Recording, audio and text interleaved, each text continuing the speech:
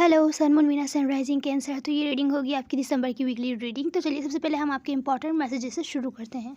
तो पहला मैसेज ये है कि शायद आपके अराउंड कोई पर्सन है जो इम्पोर्टेंट हो शायद आपके लिए। उनको कोई आपकी बात बुरी लगी है, वो उन बातों पर होल्ड ऑन करके बैठे हुए हैं, पर वो आपको बता नहीं रहे हैं क्योंकि वो कोई लड़ाई झगड़े नहीं चाहते। पर बात यह है कि उनको ये बात बुरी लगी है पर बता नहीं रहे हैं, पर डर है इनको कि अगर इन्होंने बताया तो लड़ाई झगड़े हो सकते हैं। इसकी वजह से इस कनेक्शन में आपके साथ, भले वो कोई भी हो, आपके फ्रेंड हो सकते हैं तो फ्रेंडशिप में, लवर हो सकते हैं तो रिलेशनशिप में, फैमिली मेम्बर भी हो सकते हैं, तो वो लड़ाई झगड़े नहीं चाहते। उनको डर है कि अगर उन्होंने बोला तो उसकी वजह से इस कनेक्शन में, रिलेशनशिप वगैरह में गड़बड़ आ जाएगी। वो चाहते हैं कि आप खुद से ही जानकर उनसे माफ़ी मांग लें या तो फिर खुद से ही बातचीत करें। अगर आप बातचीत नहीं कर रहे हैं तो इनको आपकी कोई बात बुरी लगी है और उनको लगता है जो भी इन्होंने ड्रीम्स देखे थे आपके साथ, अगर ये कोई रोमांटिक रिलेशनशिप से रिलेटेड है तो वो सब बेकार हो गए हैं, या उनको लगता है कि वो पॉसिबल नहीं हो पाएंगे अगर उन्होंने वो बात बोली कि उनको क्या बात बुरी लगी है।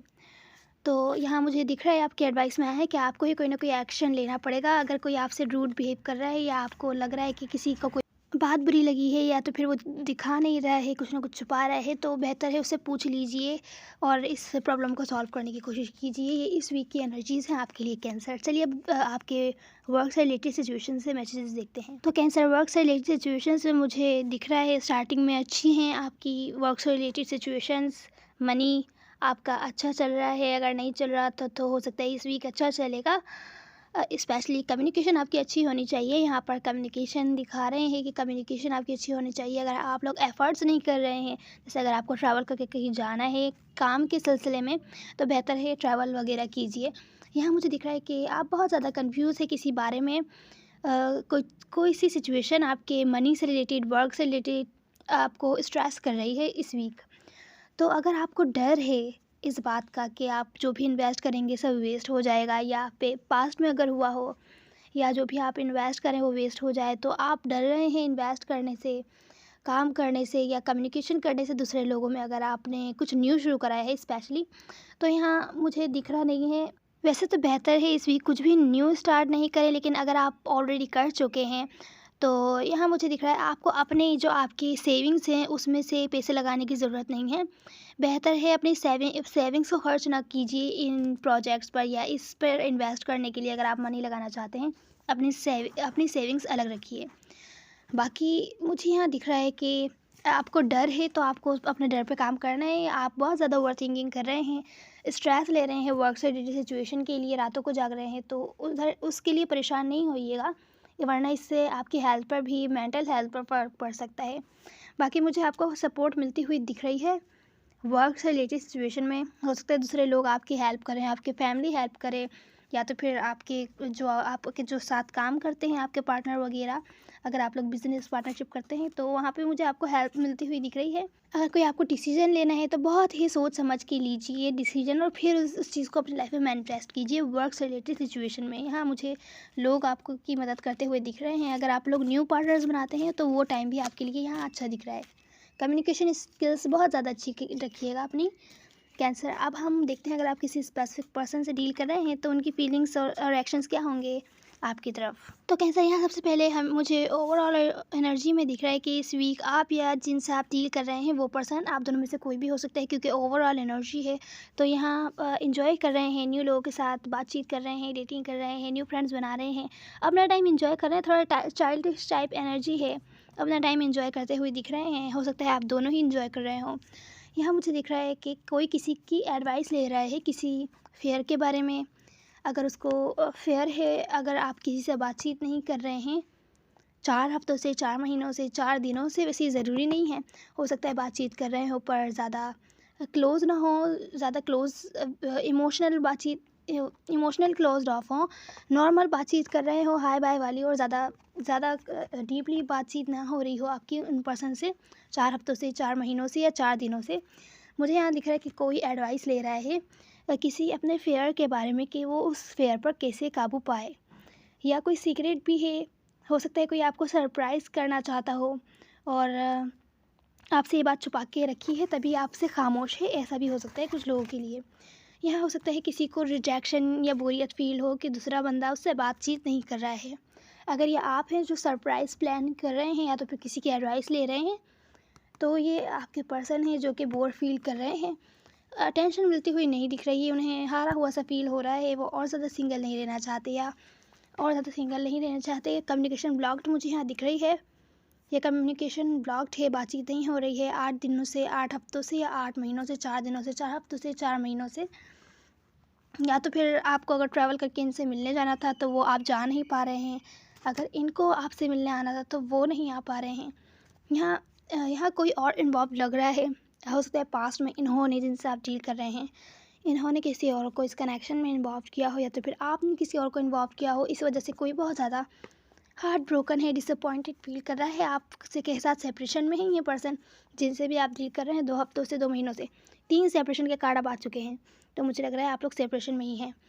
तो 2 हफ्तों से, 2 महीनों से आप लोगों की बातचीत नहीं हो रही है, 8 हफ्तों से, 8 महीनों से या 4 हफ्तों से, 4 महीनों से। तो डिसअपॉइंटेड हैं, उनको लगता है कि आपने उनको धोखा दिया है, किसी और को इन्वॉल्व किया है इस कनेक्शन में, हालांकि आप उन्हें बहुत ज़्यादा अट्रैक्टिव भी लगते हैं।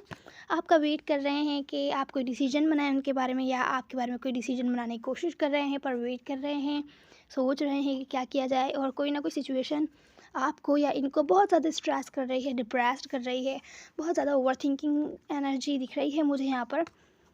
कोई आपकी लाइफ में ब्रांड न्यू आने वाला है, यह हो सकता है ये पर्सन आपके साथ न्यू बिगैनिंग करना चाहते हों, पर कोई सिचुएशन आपको बहुत ज़्यादा स्ट्रेस कर सकती है। बेहतर है अपने इंट्यूशन से काम लिया जाए, दिल क्या कहता है आपको, कहाँ किस तरफ चलना चाहिए, क्या डिसीजन लेना चाहिए, दिल की बात सुनिए। और फालतू लोगों को, फालतू चीज़ों को अपनी लाइफ से कट करने की कोशिश कीजिए, लॉजिकल बेसिस पर डिसीजन बनाने की कोशिश कीजिए।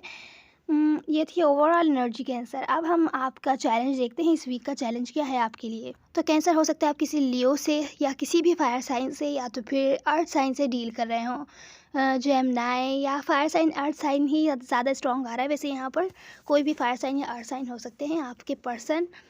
तो यहाँ मुझे दिख रहा है कि इस वीक आपका चैलेंज ये है कि आप कोई न्यू बिगैनिंग करना चाहते हैं पर हो नहीं पा रही है, या तो फिर आप नहीं करना चाहते न्यू बिगैनिंग किसी वजह से, पर लगता है आपको करनी ही पड़ेगी क्योंकि जिनके साथ आप कनेक्शन में हैं उनके साथ आपकी रिलेशनशिप बहुत ज़्यादा स्ट्रांग है, स्टेबल रिलेशनशिप दिख रही है। पर मिसअंडरस्टैंडिंग की वजह से मुझे यहाँ दिख रहा है कि आप लोगों ने बहुत ही डीप बाउंड्रीज बनाई हुई हैं, एक दूसरे को पास नहीं आने दे रहे हैं, ज़्यादा बातचीत नहीं कर रहे हैं, ज़्यादा इमोशनल बातचीत नहीं कर रहे हैं, बस दूर दूर से बात करते हैं और अपने ऊपर ध्यान देते हैं। पर इनके साथ ये जो कोई भी है, इनके साथ आपका रिलेशनशिप या कनेक्शन बहुत ज़्यादा स्ट्रांग मुझे यहाँ दिख रहा है। यहाँ मुझे दिख रहा है कि ये आपसे बहुत ज़्यादा आप इनको बहुत ज़्यादा अट्रैक्टिव लगते हैं और आपको भी ये पसंद है। ऐसा भी हो सकता है कि आप इस वजह से ऐसा कर रहे हों क्योंकि आपको लगता है वो इन्होंने किसी और को इस कनेक्शन में इन्वॉल्व किया है। कुछ लोगों के लिए ऐसा भी हो सकता है, इस वजह से ये न्यू बिगैनिंग नहीं हो पा रही हो। पर मुझे लगता है इस वीक कुछ ना कुछ हो सकता है, बातचीत बने और ये न्यू बिगैनिंग हो पाए या ये पर्सन आपको कोई ना कोई न्यू बिगैनिंग ऑफर करें।